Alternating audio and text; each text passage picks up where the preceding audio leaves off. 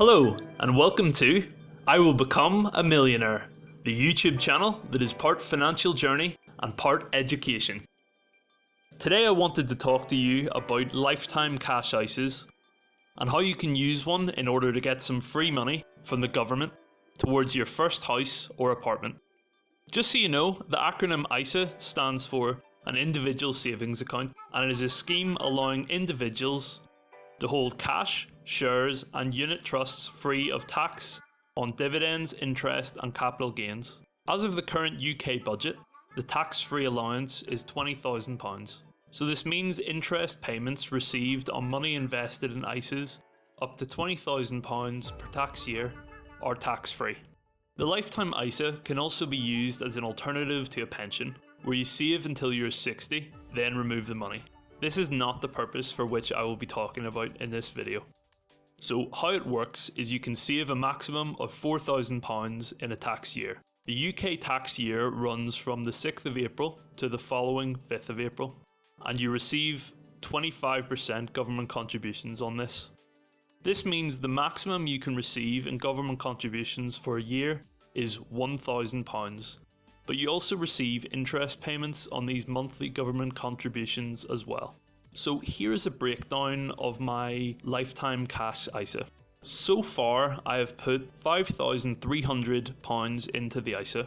I have received £1,325 in government contributions, and I've received £22.19 in interest, resulting in £6,647.19.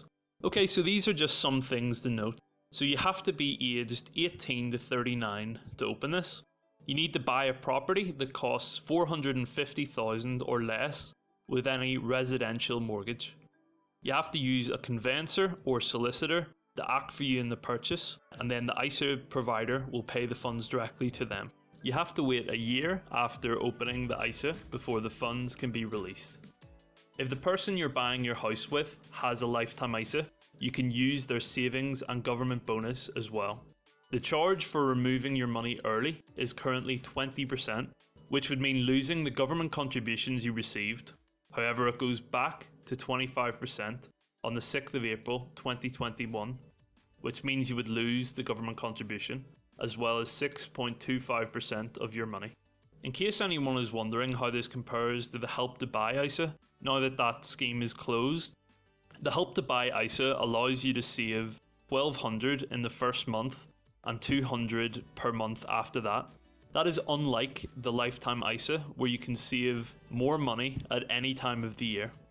This also means the maximum government contribution for the Help to Buy ISA for year one is just £850 and only £600 per year after that. Thanks for watching. If you found this video useful, please like and subscribe. Let me know in the comments below if there's anything you'd like me to make a video about.